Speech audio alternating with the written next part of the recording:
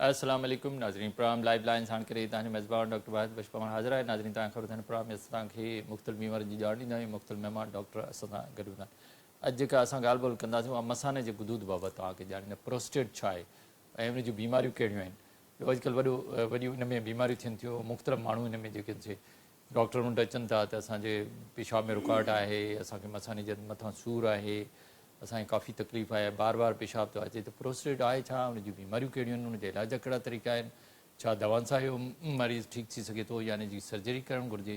जेकॾहिं प्रोस्टेट में का बीमारी आहे त छा उनजे असांजे सॼे यूरोलॉजी सिस्टम ते को उनजो इफेक्ट आहे, असांजी किडनी ते उनजो कहिड़ो इफेक्ट आहे, किडनी छा मुतासिर थी सघे थी या ॿिया जेके उते वेझा ऑर्गन्स आहिनि उहे बि मुतासिर थी सघंदासीं। त असां तव्हांखे ॼाण ॾींदासीं त प्रोस्टेट छा आहे ऐं उन जूं बीमारियूं कहिड़ियूं आहिनि, उनजे इलाज जा कहिड़ा तरीक़ा आहिनि। इस सिलसिले में अॼु असां सां गॾु जेको महिमान आहे उहो आहे प्रोफेसर शाहनवाज़ राजपर, जेके पाण यूरोलॉजिस्ट बि आहिनि, नेफ्रोलॉजिस्ट बि आहिनि ऐं डॉक्टर साहिबु जो हिकिड़ो सुठो कमु बि आहे। डॉक्टर साहिब खां पुछंदासीं त प्रोस्टेट जेको आहे उनजी कहिड़ी अहमियत आहे, उन जूं बीमारियूं कहिड़ियूं आहिनि ऐं उन खां बची कीअं सघिजे थो, उनजे इलाज जा कहिड़ा तरीक़ा आहिनि। अचो त डॉक्टर शाहनवाज़ सां ॻाल्हि ॿोल जो सिलसिलो शुरू कयूं। अस्सलाम वालेकुम। वालेकुम अस्सलाम। वॾी महिरबानी डॉक्टर शाहनवाज़ तव्हां थिए। असां डॉक्टर साहिबु असां ॻाल्हाईंदा रहंदा आहियूं मुख़्तलिफ़ बीमारियुनि ते, किडनी जूं बीमारियूं बि आहिनि, यूरोलॉजी पूरे सिस्टम जूं मुख़्तलिफ़ बीमारियूं आहिनि, पर प्रोस्टेट जी बीमारी अॼुकल्ह ॾाढी वधी रही आहे। ख़ासि तौर वॾी उमिरि जे माण्हुनि खे जेके तव्हां वटि शिकायत कनि बार बार पेशाब थो अचे, पेशाब में रुकावट आहे, सूरु आहे, तकलीफ़ आहे, त प्रोस्टेट पाण आहे छा, उन जूं बीमारियूं कहिड़ियूं आहिनि। Thank you so much doctor साहब। ॾाढो अवेयरनेस प्रोग्राम हूंदो आहे तव्हांजो कुंड कड़च में ॾिठो वेंदो आहे सिंध जे, ऐं हिन प्रोग्राम जे थ्रू असां इंफॉर्मेशन ॻोठनि में ॿहिराड़ियुनि में पहुचाईंदे रहंदो। अॻु में प्रोग्राम इहे कया आहिनि, ॾाढा इंफॉर्मेटिव तव्हांजा प्रोग्राम मां ॾिसंदो रहंदो आहियां। So thank you so much again. Prostate basically normally हर मेल में हूंदो आहे, इहो फीमेल जो ऑर्गन न आहे। सभ खां पहिरियां त इहा शइ डिफ्रेंशिएट थिए। बेसिकली इहो मेल में हूंदो आहे ऐं जाइ जम खां कंजेनाइटली, ऐं हुन जो बेसिकली बॉडी में जिस्म में मसानो जस्ट ख़तमु थींदो, प्रोस्टेट स्टार्ट थींदो, उन खां पोइ पेशाब जी नाली आहे, रस्तो आहे ॿाहिरि। सो उनखे असां बेसिकली प्रोस्टेट चवंदा आहियूं, उनखे गुदूद बि चवंदा आहिनि। ग्लैंडुलर टिश्यू आहे बेसिकली, लाई इन द पेल्विस, हेठिएं हिसे में हूंदो आहे। ऐं इन जूं खोड़ सारियूं डिज़ीज़ आहिनि, जीअं त अच्छा त डिज़ीज़ जो को फंक्शन बि आहे, हा बिल्कुलु कंहिं कम लाइ हिते मौजूदु आहे। बिल्कुलु प्रोस्टेट जेको आहे जी जी प्रोस्टेट जा खोड़ सारा हिते मक़सद आहिनि। फंक्शन आहे। हा बिल्कुलु मेन त इन जो जेको मक़सदु असांखे इन जो फंक्शन जो ॿुधाइणु चाहियूं था त उहो ई हूंदो आहे त हीअ बेसिकली कुझु सीक्रेशन्स हिन मां निकिरंदियूं आहिनि जेके ॾाढियूं इम्पॉर्टेंट हूंदियूं आहिनि, जेके अॻितली एडल्ट सेक्सुअल लाइफ जे लाइ वॾियूं इम्पॉर्टेंट हूंदियूं आहिनि, लुब्रिकेशन जो कमु कंदियूं आहिनि। उन खां पोइ इन में न्यूट्रिशन हूंदी आहे स्पर्म्स जी। जंहिं महिल स्पर्म ट्रांसफ़र थींदो आहे फीमेल साइड ॾे त इन में न्यूट्रिशन उनजी जेसीं ताईं उते फीमेल जे ऑर्गन में मौजूदु हूंदो तेसीं ताईं न्यूट्रिशन उहो हितां वठंदो, नंबर 1। नंबर 2 इन जी सीक्रेशन जो फंक्शन जेको हूंदो आहे उहो इहो हूंदो आहे त उहो फीमेल ऑर्गन जी pH चेंज करे छॾींदो आहे। त जेसीं ताईं स्पर्म उते हुजे त उनखे नॉर्मल pH जेका उते मिले पई उहा pH उनखे उते मिले। जेकॾहिं pH घटि हूंदसि त उहो स्पर्म जी डेड थियण जा चांसिस वधी वेंदा ऐं अर्ली डेड थी वेंदा, जंहिंमें प्रेगनेंसी जा चांसिस घटि थी, कंसीव करणु घटि थी वेंदी आहे। माना औरतुनि खे मदद करे बिल्कुलु उते फीमेल ऑर्गन में औलाद न थिए उन्हनि खे मदद करे सघे थो। बिल्कुलु pH चेंज कंदो आहे हुनजी। इहो हिन जो मेन फंक्शन आहे। उन सां गॾु ई वरी पेशाब कंट्रोल करण जो स्फिंक्टर हिकिड़ो हुनजे प्रॉक्सिमली हूंदो आहे जेको पेशाब कंट्रोल रखंदो आहे 24 कलाक। हिकु प्रोस्टेट जीअं जस्ट ख़तमु थींदो आहे उते हूंदो आहे कंट्रोल। मेल में 2 कंट्रोल हूंदा आहिनि पेशाब करण जा।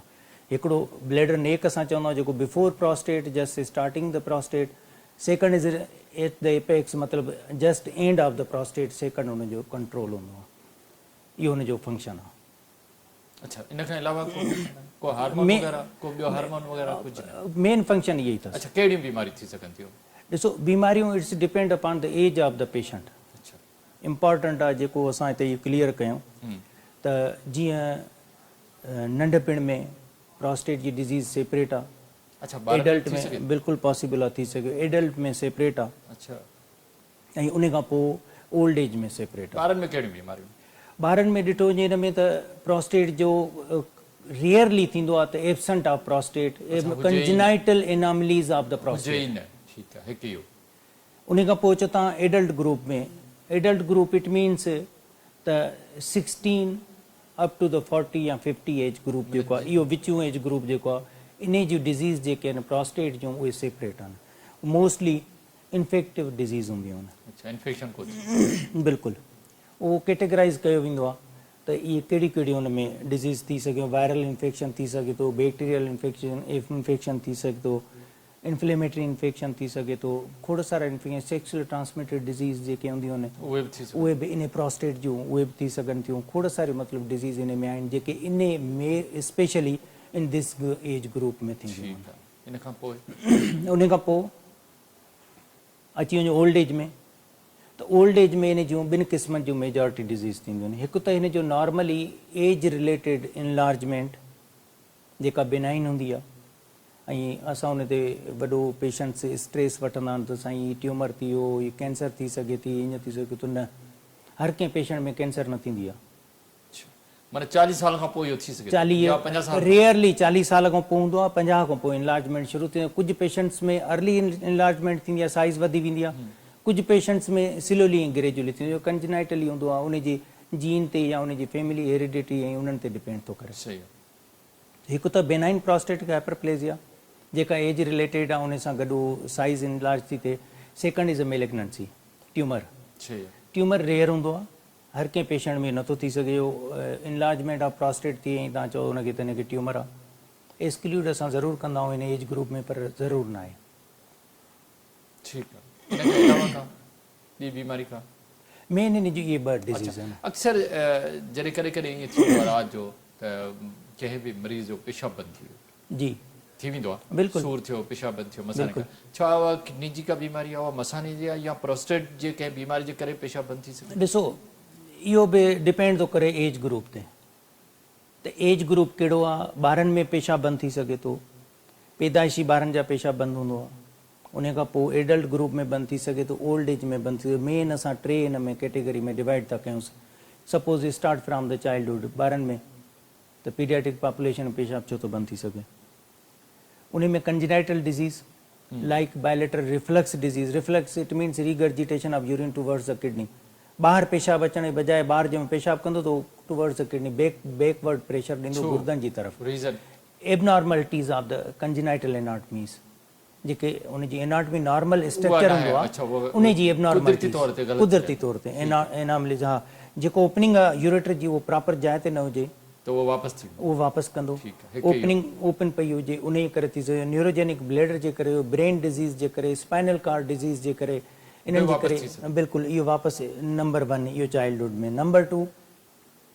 न्यूरोजेनिक ब्लेडर ओवर डिस्टेंट थी वञे पेशाब बंदि हुजे ॿार जो मेल में जेके अनसर्कमसाइज़ पीनस मतिलबु अनसर्कमसाइज़ ॿारड़ा हूंदा आहिनि जिन की सर्कमसिजन न थियल हूंदी आहे उहो कॾहिं कॾहिं उहे रिकरेंट इन्फेक्शन ऐं कंजनाइटली स्किन जेका हूंदी आहे उनखे यूरिन खे ब्लॉक करे छॾींदी आहे पॉसिबल आहे उन जे करे थिए इहो बि हिकु पॉसिबिलिटी आहे उन खां पोइ अचो तव्हां पेशाब बंदि थियणु मिडिल एज जेके पेशेंट हूंदा आहिनि या एडल्ट पेशेंट मोस्ट प्रॉबेबली जेके हा ॿारनि में ॿियो थींदो आहे स्टोन डिज़ीज़ जे करे हा पेशाब पथरी मसाने में पथरी ठही वई उहा अची पेशाब जी नाली में रुकावट कयईं पेशाब बंदि थी वियो उन खां पोइ एडल्ट वॾनि में पथरी जो थी सघे थो बिल्कुलु पॉसिबल आहे वॾनि में एडल्ट जेके नौजवान जी नौजवाननि में ॾिसो मोस्ट प्रॉबेबली इन्फेक्शन डिज़ीज़ पेशाब वधीक बंदि कराईंदी आहे जीअं प्रोस्टाइटस थी वियो माना सोजन थी वई सोज थी वई inflammation of the prostate because of viral infection और बैक्टीरियल इन्फेक्शन और सेक्सुअल ट्रांसमिटेड इन्फेक्शंस इन एज ग्रुप में इहो वधीक चांस आहे हिन में सूर बि थींदो आहे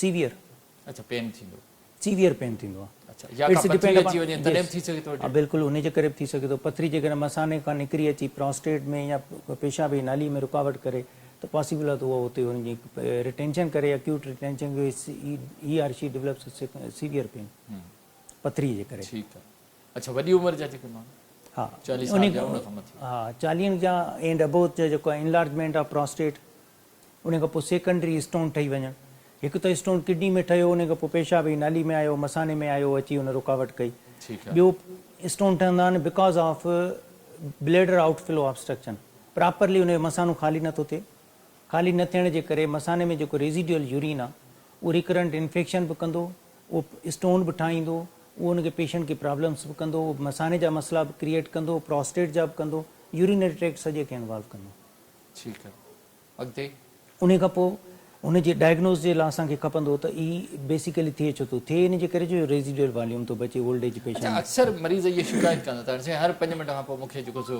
यूरिन पास करणु वञिणो थो Yes. छो इहो डिपेंड थो करे उन जे एज ग्रुप ते जेकॾहिं हू 40 एंड अबोव हा। आहे it means enlargement of prostate it means urinary tract infection it means infection of the prostate it means infection of the bladder इन जे करे उनखे बार बार सिम्टम्स न उहे छा ॿिनि क़िस्मनि उन जा में छा त जेको ब्लडर रिएक्टिव थिए थो या यूरिन सही पास नथो थिए हा उन में ॿिनि क़िस्मनि जा इहे इशू थींदा आहिनि हिकिड़ो हूंदो आहे त वाइडिंग सिम्टम्स हुनखे डेवलप थींदा आहिनि तो प्रॉपर मसाने खे वाइड नथो करे रेजिडुअल वॉल्यूम पोइ हिते बचे थो बचे थो पोइ बार बार उहो हिकु त करे इहो ॿियो वरी थींदो अॻु में असां हुनखे चवंदा हुयासीं प्रोस्टेटिज़म प्रोस्टेट जा सिम्टम्स फ्रीक्वेंसी बार बार वञणु अर्जेंसी बर्निंग मिक्चुरेशन डिसयूरिया माना पेशाब में साड़ो थियणु पेशाब प्रॉपरली न अचणु पेशाब लाइफ स्टाइल हुनजी डिस्टर्ब करे छॾे इहे frequencies urgency dysuria irritative symptoms आहिनि जेके पेशेंट जो बॉदरसम स्कोर जेको उहो चेंज करे थो छॾे हुनजी लाइफ स्टाइल चेंज करे थो छॾे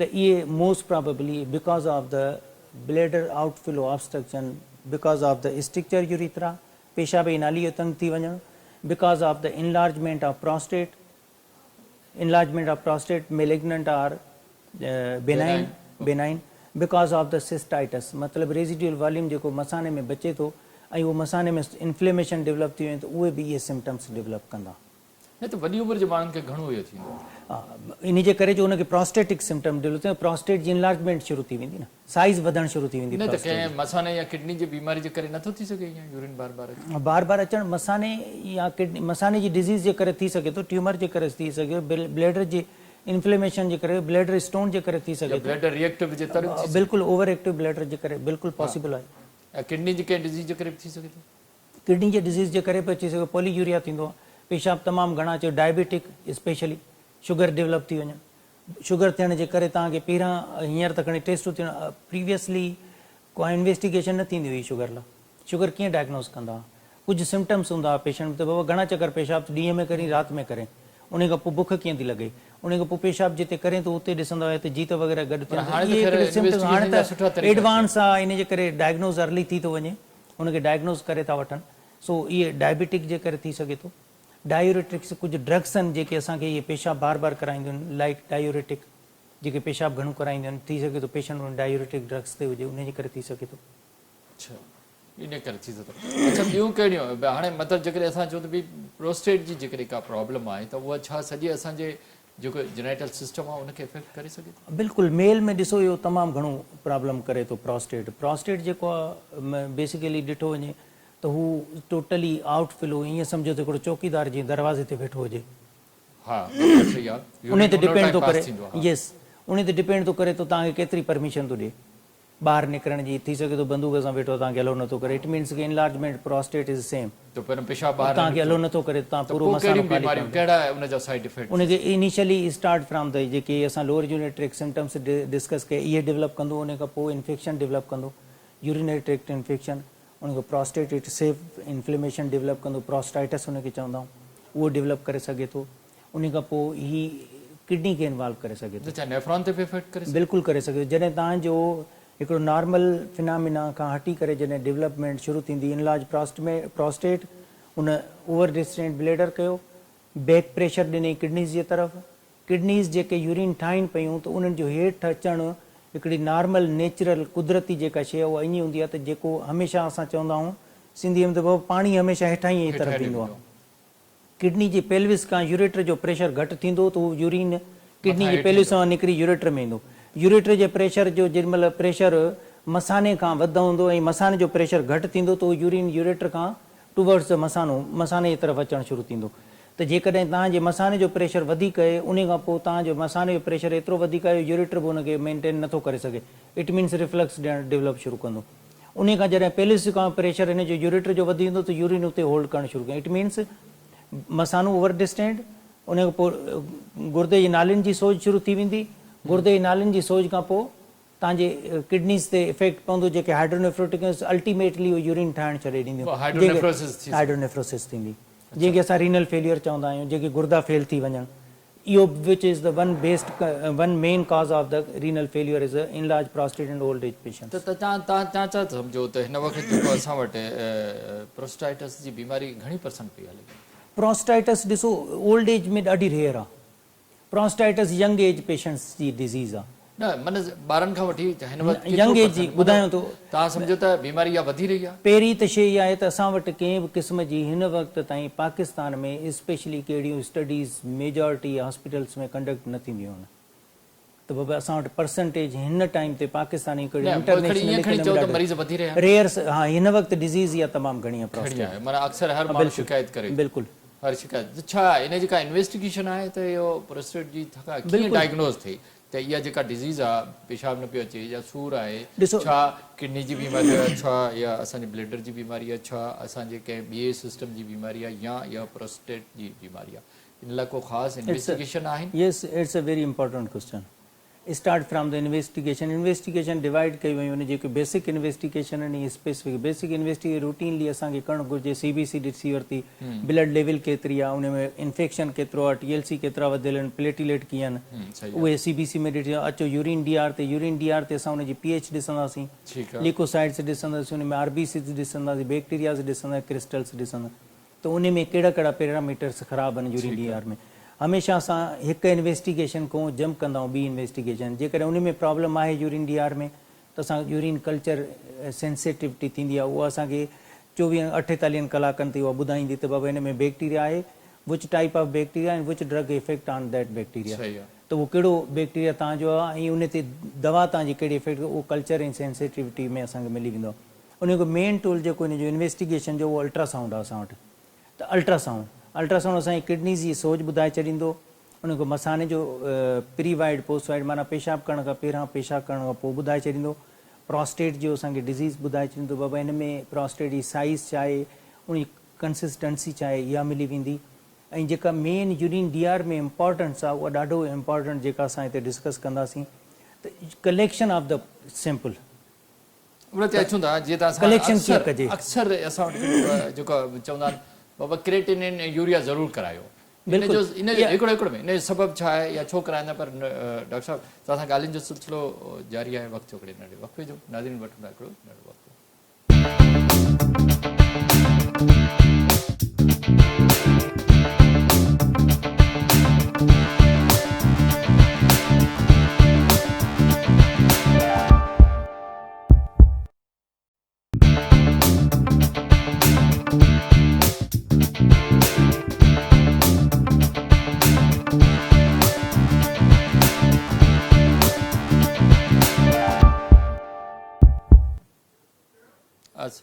वेलकम बैक नाज़रीन.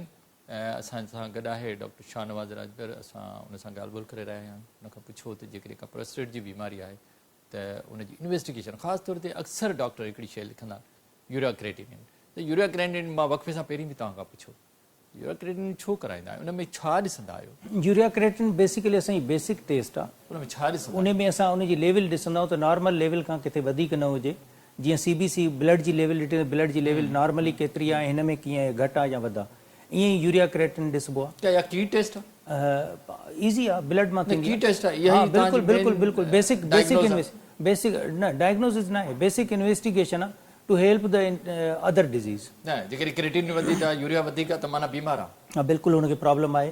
पोइ हुनखे इन्वेस्टिगेट कयो वञे त प्रॉब्लम कहिड़ो थी सघे थो. आया इहो प्रोस्टेट जे करे आहे या हिनखे डायबिटिक या हाइपरटेंसिव या अदर डिज़ीज़ जे करे आहे. त उनखे असां डिफरेंशिएट कंदा आहियूं. बेसिकली बेसिक इन्वेस्टिगेशन इहे जेके मां तव्हांखे ॿुधायूं अल्ट्रासाउंड बिल्कुलु CBC urea creatinine electrolyte sugar. उन खां पोइ असां स्पेसिफिक इन्वेस्टिगेशन खां वधूं. जीअं शुगर आहे त वरी 3 महीननि वारी शुगर जी टेस्ट करायोसि त उहा हिन जी कंट्रोल रहे थी या कान थी रहे. जीअं HbA1c आहे ईअं यूरिया क्रिएटिनिन जेकॾहिं हू रीनल फेलियर में आहे त असांखे वधीक मथे इन्वेस्टिगेशन वञण जी. जेकॾहिं आउटफ्लो ऑब्स्ट्रक्शन आहे त which level of the outflow obstruction कहिड़ी जाइ ते आहे, या किडनी में आहे, यूरेटर में आहे, ब्लैडर जे करे आहे, या प्रोस्टेट जे करे आहे, यूरिथ्रा जे करे आहे, कोई स्ट्रक्चर आहे या प्रोस्टेटिक या बिल्कुलु CT स्कैन आहे. उन में छा ॾिसंदो? उन में बि इंटायर एनाटमी हुनजी ॾिसंदासीं, किडनी जी, यूरेटर जी, मसाने जी, प्रोस्टेट जी, इहे शयूं असांखे मिली वेंदियूं CT स्कैन में. बिल्कुलु प्रोस्टेट जे लाइ बेसिकली ट्रांसरेक्टल हिकिड़ो अल्ट्रासाउंड थींदो जेको प्रॉपर उनजी साइज़ ऐं कंसिस्टेंसी ऐं उनजी असांखे ॿुधाईंदो त हिन में डिज़ीज़ आहे या न आहे। अच्छा हा, उन खां पोइ असां बायोप्सी जी तरफ़ जेकॾहिं को प्रॉब्लम आहे त बायोप्सी तरफ़ वेंदा आहियूं, अदरवाइज़ ज़रूरत न पवंदी आहे। अच्छा हाणे छो त इहो त थियो तव्हांजी इन्वेस्टिगेशन त जेकॾहिं प्रोस्टेट में का बि बीमारी आहे त कहिड़ियूं बीमारियूं आहिनि उनजा इलाज कहिड़ा तरीक़ा फ़र्ज़ु करियो पेशाब बंदि आहे छा कंदा? बिल्कुलु, पेशाब बंदि आहे त फस्ट ऑफ ऑल त इहो ॾिठो वेंदो त अक्यूट रिटेंशन या क्रॉनिक आहे। फस्ट ऑफ ऑल उन पेशाब बंदि जो रिलीव कयो वञे, ठीकु आहे। जीअं कैथेटर विधो वञे, फोलिस कैथेटर, पेशाब जी नलकी लॻाई वञे त हू पेशाब रिलीव थिए, पोइ तव्हां इन्वेस्टिगेट कयो प्रॉपरली, पोइ डायग्नोस्ड आयो, पोइ तव्हां डेफिनेटिव डायग्नोसिस, पोइ तव्हां डेफिनेटिव ट्रीटमेंट कयो हुनजी। It's depend upon the severity of the patient disease. ठीकु आहे। त हुनखे डिज़ीज़ पहिरियां पेशाब relieve कयो। जेका यूरेथ्रा आहे उनखे बि वॉश करे छॾींदा आहे छा उहो बि तरीक़ो आहे? हा बिल्कुलु, उहो डिपेंड थो करे। सराई इलाज छा? बिल्कुलु, इहो प्रीवियसली इन खे डायलिटेशन चवंदा हुया, डायलिटेशन कंदा हुया। हिकु मेटलिक रॉड हूंदी आहे जेका जंहिंसां उहो डायलेट करे, पर नाउ छा प्रोस्टेट डायलेट न पेशाब जी नाली। अच्छा, जेकॾहिं उहो नेरो आहे, तंग आहे, त प्रीवियसली उहो डायलेट उन सां डायलेटर सां कंदा हुया, पर नाउ डेज़ डायलेटर यूज़ न कंदा आहिनि mostly of the consultants now days. ऐं अॼुकल्ह कैमरा सां अंडर वीहनि तव्हां सिस्टोस्कोप सां ॾिसंदा वेंदो, ऐं जिते उनजी नेरोइंग आहे, जिते ऑब्स्ट्रक्शन आहे, उनखे इंटरनली तव्हां ओपनिंग खे खोले छॾींदो। उनजा ॿ तरीक़ा, हा, हिकिड़ो लेज़र सां कंदा आहिनि, हिकिड़ो कोल्ड नाइफ हूंदो आहे, नाइफ सां खोलींदा आहिनि, हिकु लेज़र सां कबो आहे, उहो ईज़ीली अॼुकल्ह थी थो वञे। उन सां इहो थींदो त कॉम्प्लिकेशन्स लेस एंड लेस थींदा। उन में डायलिटेशन में असांखे ख़बर न हुई, ब्लाइंड डायलिटेशन अॻु में थींदी हुई, उन सां असां कॉम्प्लिकेशन वधीक डेवलप कंदा हुआसीं। यूरिथ्रा जी इंजरी, प्रोस्टेट जी इंजरी, नाइबरिंग स्ट्रक्चर जी इंजरी, रेक्टम जी इंजरी, इहे शयूं वधीक कंदा हुआसीं। अॼुकल्ह कॉम्प्लिकेशन घटि थी विया आहिनि। अच्छा हाणे ॿ शयूं थो अचनि, पेशाब बार बार थो अचे, पेशाब बंदि थो थी वञे, ॿियो सूर बि आहे, त छा सूर जे लाइ इहो जेकॾहिं पेशाब ओपनिंग थी वई त पोइ माना सूर ख़तमु? हा बिल्कुलु, जेकॾहिं तव्हां उनजो ऑब्स्ट्रक्शन रिलीव करे छॾी ऐं इन्फेक्शन खे ट्रीट कंदो ऐं उनजे कॉज़ खे रिलीव कंदो, बिल्कुलु सूर ख़तमु थी वेंदो। अच्छा, ॿिया कहिड़ा तरीक़ा? छा प्रोस्टेट जेकॾहिं वधियल आहे, इंडोर थी आहे, त सर्जरी ज़रूरी आहे? न, ज़रूरु न आहे। छो? It's depend upon the severity of the patient disease and severity of the symptoms and age group. Mostly surgery जेका हूंदी आहे उहा 60 ईयर्स खां बाद में ई असां कंदा आहियूं, छो जो लाइफ सेक्सुअल लाइफ ते बि इफेक्ट कंदी आहे सर्जरी, त 60 खां पोइ ई कंदा आहियूं। पर सीवियरिटी जेकॾहिं आहे त 60 खां पहिरियां बि कयो वञे, 50 खां बाद में कयो, 55 जे अराउंड कई थी वञे सर्जरी। ऐं सर्जरी इन जी को एॾी डिफिकल्ट नाउ डेज़ कान्हे का, हुनखे माण्हू चए त हीउ वॾो कॉम्प्लिकेशन आहे, वॾा इहे इशू आहिनि, अहिड़ो कुझु बि न आहे। ऐं सभु पेशेंट खे सर्जरी जी ज़रूरत न हूंदी आहे। पहिरां असां मेडिसिन खे ट्राई कंदा आहियूं, जेकॾहिं रेज़िडुअल वॉल्यूम अथसि त उनखे तव्हां रिलीव कयो। अक्सर चयो वेंदो आहे मरीज़नि जे तरफ़ां, तव्हां वटि त ईंदा रहंदा त भई जॾहिं असांखे प्रोस्टेट जी का बीमारी थींदी आहे त ठीकु थींदी न आहे, हमेशह दवा वठणी पवंदी, इहा ॻाल्हि सही आहे? न, ॾिसो, जेकॾहिं तव्हां सर्जरी जी तरफ़ वेंदो त पोइ हमेशह दवा जी ॻाल्हि न आहे, पर सर्जरी हर पेशेंट खे मां तव्हांखे पहिरां बि डिस्कस कई त ज़रूरत न हूंदी आहे। पहिरां असां मेडिकली हुनखे मेडिकल थेरापी चइबो आहे, मेडिकल ट्रीटमेंट ते रखिबो आहे। ऐं मेडिकल ट्रीटमेंट हिकु ॾींहुं या हिकु हफ़्ते या हिकु महीने जी न हूंदी आहे। जेको साइज़ प्रोस्टेट जी हीयर्स में वधी आहे, 5 सालनि में 7 सालनि में, जेकॾहिं पेशेंट चए त हिनखे 2 महीननि में या 2 हफ़्तनि में तव्हां मेडिसिन सां ठीकु करियो, how can possible? It's not possible. त उनखे लॉन्ग टाइम मेडिसिन ते रखिबो आहे, उनजा कॉज़ रिलीव कबा, अदर्स ॿिया जेके उनखे प्रेसिपिटेट कनि था पिया फैक्टर्स, उहे फैक्टर रिलीव कबा, त लाइफ क्वालिटी ऑफ लाइफ उनजी बहितर थी वेंदी मेडिसिन सां। उनखे सर्जरी ॾे वञण ई न। का बीमारी रहे थी त पोइ उहा त असांजे किडनी जी जेके सिस्टम आहे उनखे बि त मुतासिर करे सघे न। ॾिसो, मां पहिरियां ई तव्हांखे ॿुधायो त prostate enlargement it's not a disease itself. न, पर जेसीं ताईं मरीज़ खे हिकिड़ी प्रॉब्लम हमेशह रहे थी त भई कॾहिं पेशाब रुकिजी वियो, कॾहिं सूर थी वियो या बार बार पेशाब अचे त उहा अनकंफर्टेबल त रहनि था मरीज़। इहो ई मां तव्हांखे पहिरियां ॿुधायो त असांखे उनजी क्वालिटी ऑफ लाइफ बहितर करणी आहे। जेकॾहिं क्वालिटी ऑफ लाइफ उनजी मेडिसिन सां बहितर आहे, he is satisfied with medicine, sleeping disturbance न आहे हुनखे, राति जो निंड पूरी थो करे, उनखे को इन में इशू नथो थिए, त सर्जरी जी नीड न आहे। ऐं उन खां पोइ रेज़िडुअल वॉल्यूम मसाने में नथो बचे, मसानो उनजो एम्प्टी थिए थो, प्रेशर उनजो सुठो आहे, रिकरेंट इन्फेक्शन न आहे, यूरिया क्रिएटिन जेको तव्हां बार बार चओ पिया उहो डीरेंज नथो थिए, प्रॉक्सिमली को ऑब्स्ट्रक्शन या हाइड्रोनेफ्रोसिस नथो करे, there is no need of surgery in every patient. Just treat on conservative treatment, conservative treatment ते, मेडिसिन ते। बिल्कुलु सदाईं नथो चई सघिजे, पर कुझु ईयर्स वठंदो, साल ताईं, 2 सालनि ताईं, कुझु पेशेंट खे 2 सालनि ताईं रिलीफ मिली थो वञे। न डॉक्टर साहब ॾिसो न, जॾहिं तव्हां इन्फेक्शन जी ॻाल्हि था करियो त इन्फेक्शन कहिड़ो बि हुजे, वायरल हुजे, बैक्टीरियल हुजे, जेको बि, उहो त बार बार थी सघे थो। न, ज़रूरु न आहे त बार बार थिए न। मां तव्हांखे पहिरियां ई इहो अर्ज़ु कयो त जेकॾहिं हुनजो मसानो ख़ाली प्रॉपरली थिए थो, रेजिडुअल वॉल्यूम मसाने में नथो बचे, फ्लो उनजो सुठो आहे, ऐं राति जो निंड पूरी थो करे, बार बार उनखे उथी नथो वञिणो पए, त रिकरेंट इन्फेक्शन जा चांसिस घटि थी वेंदा। पर जेकॾहिं उनखे स्टोन थो ठहे पियो मसाने इन गुदूद जे करे मसाने में, इन्फेक्शन बार बार पतो थिए, रीनल फेलियर थो डेवलप थिए, क्रिएटिनिन जो शोर थो करे, इहे इंडिकेशन त हर पेशेंट में डॉक्टर शर्मा तव्हां ॻाल्हि कयो त कुझु अहिड़ा ॿार हूंदा आहिनि जंहिंमें प्रोस्टेट एब्सेंट हूंदो आहे, उन्हनि जो इलाज जो कहिड़ो तरीक़ो आहे? उन में एब्सेंट प्रोस्टेट खे कुझु कंजेनाइटल डिज़ीज़ आहे, उनखे कुझु नथो करे सघे। उहो ॿार कीअं पंहिंजी लाइफ जेकॾहिं उनखे ॾिसो ॿियूं एबनॉर्मलिटीज़ उनखे कंजेनाइटल डिज़ीज़ न आहिनि त नॉर्मल लाइफ गुज़ारे थो, पर इहो रेयर डिज़ीज़ आहे, इहो पॉसिबल न आहे त एवरी सेकंड या थर्ड या फिफ्थ पेशेंट खे हुजे, रेयरली। न त पोइ कंहिं ॿिए वटां प्रोस्टेट वठी न पॉसिबल ट्रांसप्लांट पॉसिबल न आहे प्रोस्टेट जो। एॾो वॾो को हिन जो न आहे फंक्शन जो हिनखे हेॾी वॾी सर्जरी कई वञे, ट्रांसप्लांट कयो वञे। अच्छा, इहो कई वञे। अच्छा, नौजवाननि में जेके बीमारी थींदियूं आहिनि उन्हनि जो इलाज बि मौजूदु आहे? बिल्कुलु 100% मौजूदु आहे। It's depend upon the type of disease. जीअं तव्हांखे मां पहिरियों ॿुधायो सेक्सुअल ट्रांसमिटेड डिज़ीज़ आहे, त उन खां प्रिकॉशन्स, उन खां पोइ उनजी डायग्नोसिस प्रॉपर, उन खां पोइ उनजी ट्रीटमेंट बिल्कुलु पॉसिबल। हाणे जेकॾहिं असां चऊं था त इहे प्रोस्टेट जो हूअं त बीमारियूं इंसान जे हर ऑर्गन जूं थी सघनि थियूं, हर हिसे जूं थी सघनि थियूं, प्रोस्टेट इलाज छो थियो, इन में इहे बीमारी छो थियूं, पेशाब में रुकावट छो आयूं, छा असांजी रहणी कहिड़ी, असांजा खाधा ख़राबु आहिनि इन करे? ॾिसो, खाधनि लाइ त मां हमेशह चवंदो आहियां त असांजे खाधा त आहिनि ई कोन इन्हनि खे जो असां चऊं, जेतिरो केमिकल्स, जेतिरी असां इहे डेली नयूं न्यूज़ ॿुधूं था। तव्हांजे खाधे में खीर में केमिकल ॾिसो, उन खां पोइ वेजिटेबल्स खे ॾिसो, पेस्टिसाइड्स ॾिसो, उन खां पोइ एग्रीकल्चर में तव्हां जेके केमिकल्स यूज़ कया वञनि था, त इहो त पूरी बॉडी ते इफेक्ट करे थो, असांजी लाइफ स्टाइल ई असांजी चेंज करे छॾे थो, असांजी लाइफ बि उन सां घटि थिए थी। जेकॾहिं असां नॉर्मल नेचुरल जेकॾहिं असांखे फूड मिले न, त हीअ डिज़ीज़ ऐं हीअ शयूं न हुजनि। पहिरां एतिरियूं छो न हुयूं जेके हींअर डिज़ीज़ मिलनि थियूं पियूं? त खाधो त वॾी इंपॉर्टेंट शइ आहे न। इंक्लूडिंग अक्सर डॉक्टर साहब चवंदा आहिनि भई जेकॾहिं तव्हांखे का किडनी तकलीफ़ हुजे या पेशाब तव्हांखे घटि थो अचे त पाणी ज़्यादा पियो। छा प्रोस्टेट जी बीमारी में पाणी पीअणु घुरिजे? ॾिसो, हीअ हिकिड़ी डिफरेंट शइ आहे, हर शइ में पाणी घणो पीअणु ॾाढो ॾुखी शइ आहे। मां हमेशह हिन ते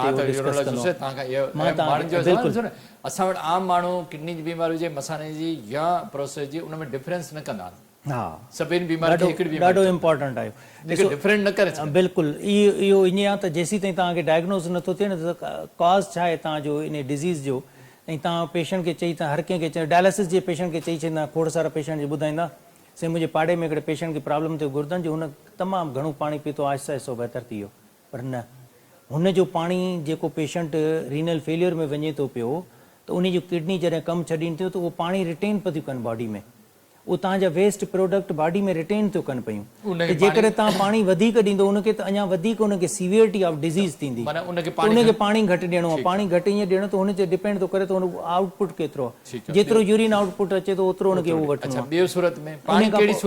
पाणी उन सूरत में वधीक पीअणो त तव्हांजे पघर ते डिपेंड थो करे त जिस्म मां तव्हांजो पघर केतिरो डेली थो निकिरे, उन खां पोइ तव्हांजे यूरिन आउटपुट केतिरो थो अचे। डिहाइड्रेशन न थियणु घुरिजे। जीअं हींअर हॉट वेदर आहे, गर्मी जी सीज़न आहे, त गर्मी में तव्हांखे पाणी जी तमामु घणी ज़रूरत आहे पाणी, पर एतिरो उन सां गॾो गॾु तव्हां आउटपुट ॾिसंदो, बॉडी अदर स्ट्रक्चर ॾिसंदो, लाइक तव्हांजे जिस्म ते सोज न थिए, ईअं न त पेरनि ते सोज हुजे, टंगुनि ते सोज हुजे, जिस्म ते सोज हुजे। पेरनि ते सोज छो हूंदी आहे? 4 थिंग्स ॾाढियूं इंपॉर्टेंट पेरनि सोज जूं। कहिड़ियूं? दिलि जी disease, heart failure, kidney renal failure, kidney जी डिज़ीज़, लिवर जी डिज़ीज़ ऐं ब्लड जी डिज़ीज़। ब्लड जी छा? ब्लड जो लॉस थी वञणु, घटि थी वञणु, उन में तव्हांजो प्रोटीन्स जेके बि हूंदा आहिनि लॉस थी वञनि, अल्ब्यूमिन लॉस थी वञनि, उहे तव्हांजे पीडल एडी मां पेरनि ते सोज वधाईंदा। सोज छो थींदी आहे पेरनि ते? नेफ्रोटिक सिंड्रोम ऐं रीनल फेलियर, गुर्दा फेल थी वञनि, उन ते थींदी। दिलि जो प्रॉपर उन सां किडनी सां, छो जो दिलि ऐं किडनी जो ॾाढो वेझो तालुकात आहे, कम्युनिकेट।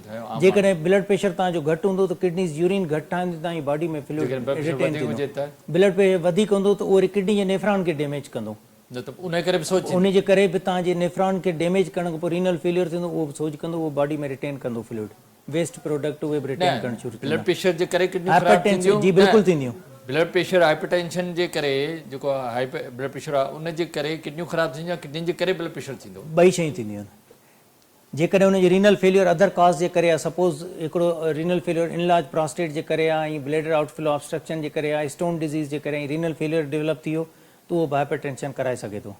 ऐं जेका बिल्कुलु जेकॾहिं हाइपर टेंशन अथसि अनकंट्रोल आहे उहो बि किडनी डिज़ीज़ कराए सघे थो। बिल्कुलु इन्हनि जो त ॾाढो गहरो तालुक़ु आहे।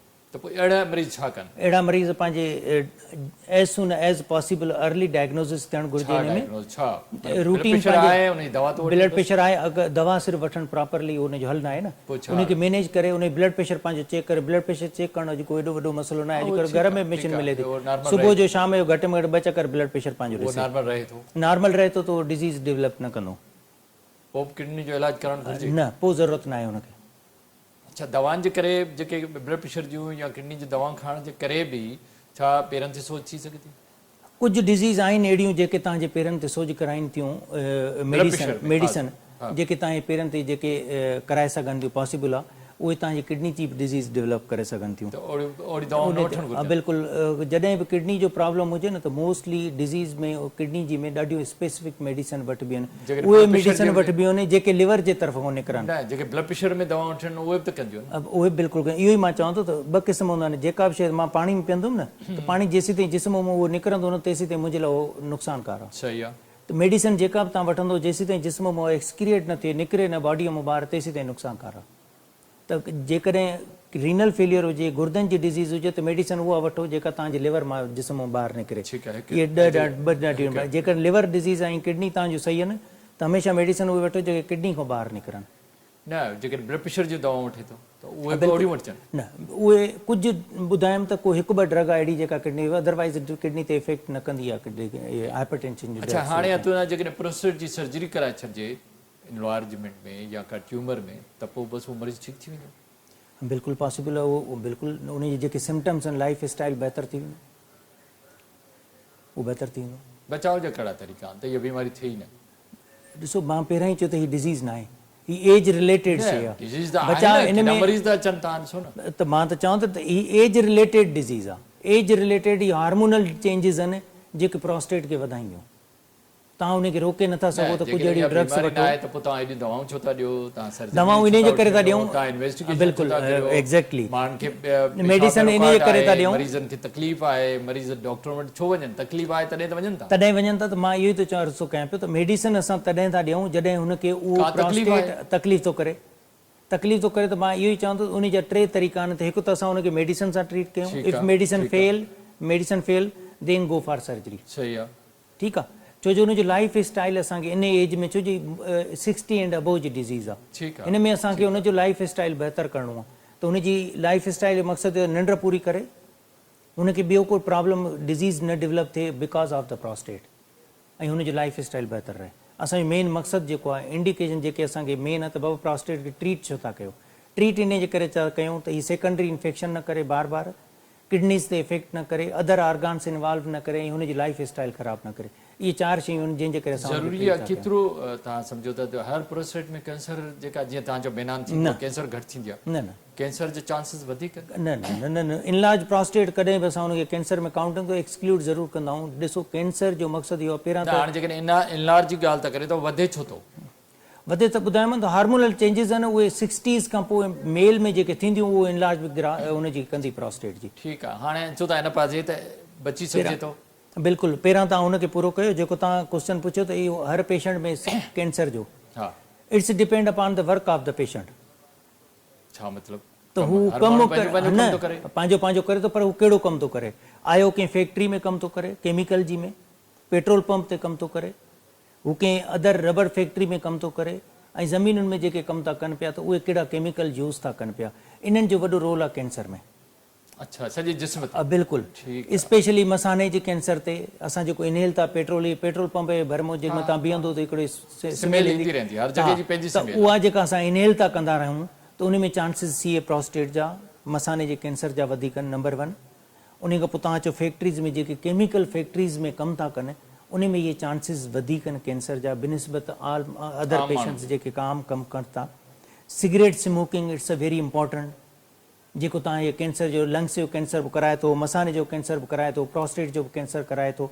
It's a very important common second other patient ॾिसो तव्हांजो सिगरेट असां वटि पाकिस्तान में अचूं था हिन पासे ॾाढो ज़बरदस्त तव्हां ॿुधायो छा प्रोस्टेट जा मरीज़नि खे तव्हां इलाज ज़रिए ठीकु करे सघो था उन्हनि खे परेशान थियण जी ज़रूरत कोन्हे ठीकु त ॾिसो अलाह कंदो बाक़ी ट्रीटमेंट इन्हनि जी बिल्कुलु आहे ऐं मेडिसन पहिरियों असांजो थाट जेको हूंदो आहे उहो मेडिसन ई हूंदो आहे if medicine fail then go for surgery पोइ बि मरीज़ सही थी सघे थो माना का परेशानी जी ॻाल्हि कान्हे अदर न ॾाढो ज़बरदस्त तव्हां ॼाणनी असांखे त प्रोस्टेट छो आहे हुनजा फंक्शन कहिड़ा आहिनि हुनजी बीमारी कहिड़ा मैसेज छा हूंदो आहे माण्हुनि जो पैगाम मैसेज इहो हूंदो त प्रोस्टेट जी डिज़ीज़ हुजे या कहिड़ी बि early diagnose early treatment save the complications in life तव्हांखे कॉम्प्लिकेशन को बचणो आहे त उनखे डायग्नोज़ अर्ली थियणु घुरिजे ऐं अदर जेका इम्पॉर्टेंट शइ आहे उहा इहा आहे त मेडिसिन हमेशह कंहिं कंसल्टेंट या कंहिं डॉक्टर जे कंहिं पंहिंजे फैमिली फिज़िशियन जे चवण सां वठो पंहिंजे चवण सां प्रिस्क्राइब न घर खे ॾियो न पाड़े वारनि खे ॾियो न पाण खाओ वॾी महिरबानी डॉक्टर शाहनवाज़ राजपर तव्हां सां वटि नाज़रीन असांजे मौजूद महिमान डॉक्टर